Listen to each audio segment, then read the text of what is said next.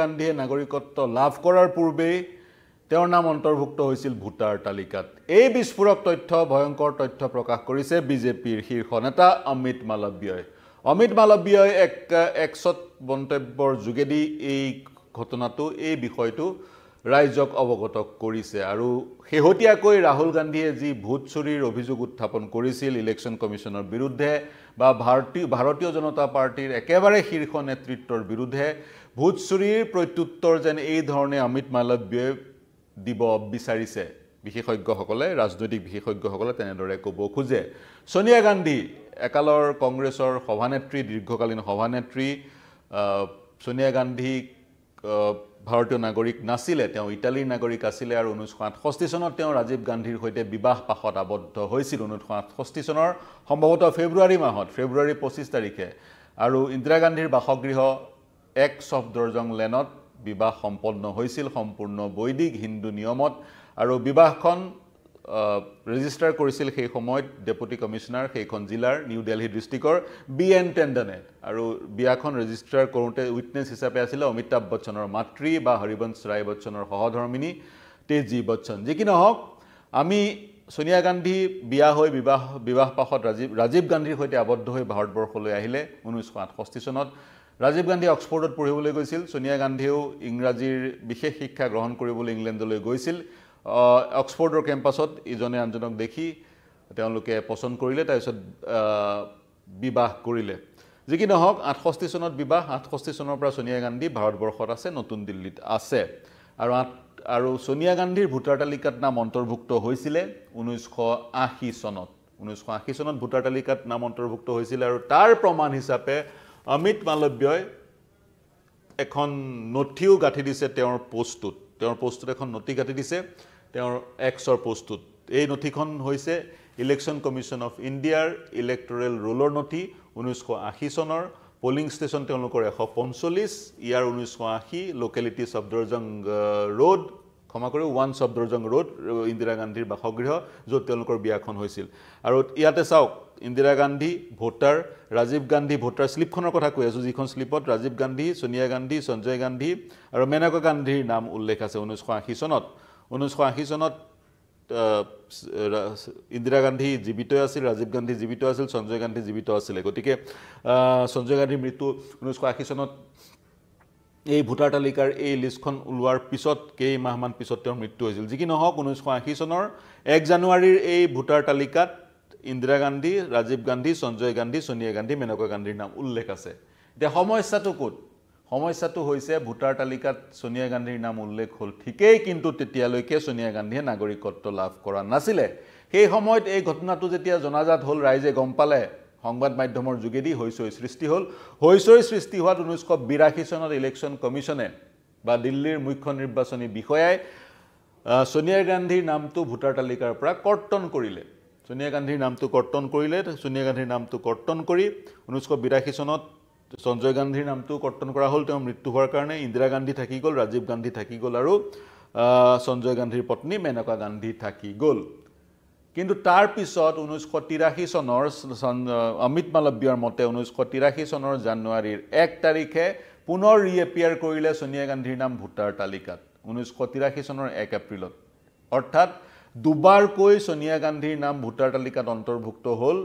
ভাৰতীয় নাগৰিকত্ব লাভ নকৰোতে ভাৰতৰ নাগৰিকত্ব লাভ কৰাৰ পূৰ্বেই দুবাৰকৈ ভোটাৰ তালিকাত তেওঁৰ নাম অন্তৰ্ভুক্ত হ'ল কাৰণ অমিত মালব্যৰ মতে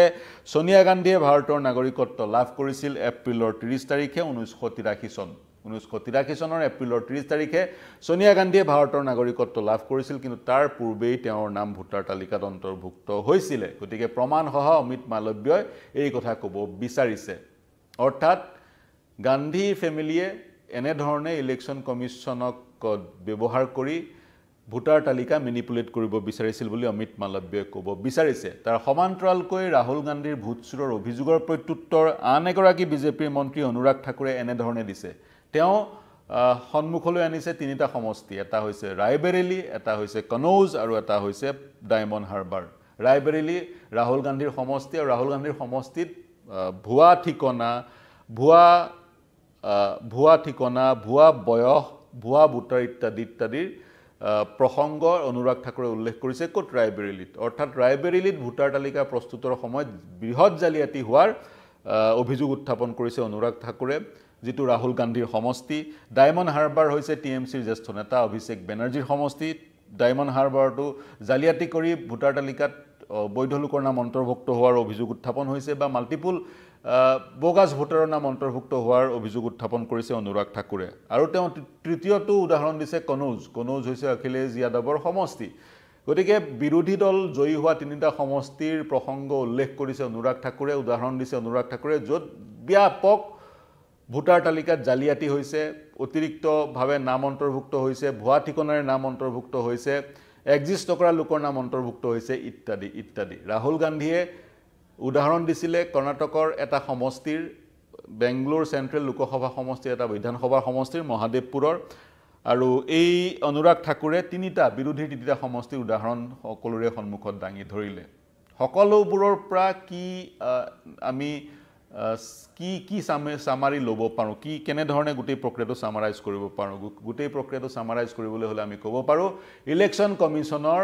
ভোটাৰ তালিকা প্ৰস্তুত কৰাৰ কামত ব্যাপক জালিয়াতি হৈছে যদিহে বিজেপি জয়ী হৈ অহা সমষ্টি এটাত জালিয়াতি হৈছে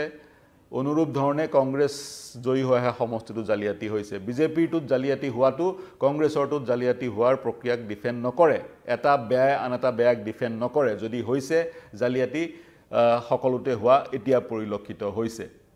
অনুৰাগ ঠাকুৰে অভিযোগ দিছে বিৰোধীৰ সমষ্টিত তেনে ধৰণৰ জালিয়াতি হোৱাৰ ৰাহুল গান্ধীয়ে অভিযোগ দিছে বিজেপিৰ সমষ্টিত তেনে ধৰণে জালিয়াতি হোৱাৰ কিন্তু সৰ্বত্ৰ জালিয়াতি হোৱাটো এক ধৰণৰ অভিযোগ প্ৰতি অভিযোগৰ পৰা এক ধৰণে ধৰা পৰি গৈছে এতিয়া যদিহে ইমান সহজে ভোটাৰ তালিকাত নাম অন্তৰ্ভুক্ত কৰিব পৰা যায় অসমৰ ৰাইজে এখন বাংলাদেশী মুক্ত ভোটাৰ তালিকাৰ অতদিনে অলিক কল্পনা কৰি আছিল নেকি এক প্ৰাসংগিক প্ৰশ্ন অসমত যে শেহতীয়াকৈ SIR হ'ব স্পেচিয়েল ইন্টেনসিভ ৰিভিজন হ'ব তেতিয়া এই অবৈধ নাগৰিকবোৰ ভোটাৰ তালিকাৰ পৰা আঁতৰিবনে যদিহে সমগ্ৰ ভাৰতবৰ্ষতে ৰাহুল গান্ধী অভিযোগ কৰা মতে বা প্ৰতি অভিযোগ বিজেপি নেতাসকলে কৰা মতে সমগ্ৰ ভাৰতবৰ্ষৰ বহু সমষ্টি তেনে ধৰণে ভোটাৰ তালিকাত জালিয়াতি হৈছে অসমত শেহতীয়া SIR যোগেদি খুব বেছি আশা কৰিব পৰা নাই যদি একাংশই ক'ব খোজে এতিয়ালৈকে ইলেকশ্যন কমিশ্যনে কিন্তু কোনো ধৰণৰ স্পষ্টতা প্ৰদৰ্শন কৰা নাই এই জালিয়াতি এইবোৰ ভুৱা বুলিও তেওঁলোকে কোৱা নাই যে জালিয়াতি নাই হোৱা বুলিও তেওঁলোকে কোৱা নাই গোটেই প্ৰক্ৰিয়াটো ইলেকশ্যন কমিশ্যনে কেনেকৈ আগবঢ়াই লৈ যায় লক্ষণীয় হ'ব পুনৰ কৈছোঁ সোনিয়া গান্ধীয়ে ভাৰতীয় নাগৰিকত্ব লাভ কৰাৰ পূৰ্বেই কিন্তু তেওঁৰ নাম ভোটাৰ তালিকাত অন্তৰ্ভুক্ত হৈছিল প্ৰমাণসহ অমিত মালব্যক সকলো ৰাজহুৱা কৰিছে তেওঁৰ হাতত যিবোৰ তথ্য আছিলে এতিয়া নিৰ্বাচন আয়োগৰ যি সংবিধান প্ৰদত্ত ক্ষমতা 324 যি ক্ষমতা প্ৰদান কৰিছে সেই ক্ষমতা ব্যৱহাৰ কৰি তেওঁলোকে ইলেক্টৰেল ৰোল প্ৰস্তুত কৰিব লাগে আৰু 326 তেওঁলোকক ক্ষমতা দিছে 18 বছৰৰ বয়স স্পৰ্শ কৰা প্ৰতিজন ভাৰতীয়ক ভোটাৰ তালিকাৰ অন্তৰ্ভুক্ত কৰাৰ আৰু 324 অধিকাৰ দিছে ভোটাৰ তালিকাত অন্তৰ্ভুক্ত হোৱাৰ সময়ত যাতে ধৰ্ম জাতি ভেদ জন্মস্থান আদিক লৈ কোনো ধৰণৰ ভেদাভেদ নহয় আৰু তাৰ সমান্তৰালকৈ ভাৰতবৰ্ষত নীতিটো হৈছে এজন ব্যক্তি এটা ভোট যদি এজন ব্যক্তিৰ নামত 100টা এন্ট্ৰি ক্ৰিয়েট কৰা হৈছে ভোটাৰ তালিকাত আৰু এজন ব্যক্তিৰ নামত 100টা ভোট পৰিছে ইভিএমত সেয়া হৈছে ব্যাপক জালিয়াতি গণতন্ত্ৰৰ যি বুনিয়াদ সেই বুনিয়াদ এক ধৰণৰ নষ্ট হৈ যাব পৰা এক জালিয়াতি বা তেনে ধৰণৰ দুষ্কৰ্ম বুলি এক ধৰণে ক'ব পৰা যায় তাৰ সমান্তৰালকৈ কোনোবা যদি ভাৰতীয় নাগৰিক তেওঁৰ নাম অন্তৰ্ভুক্ত হ'বই লাগিব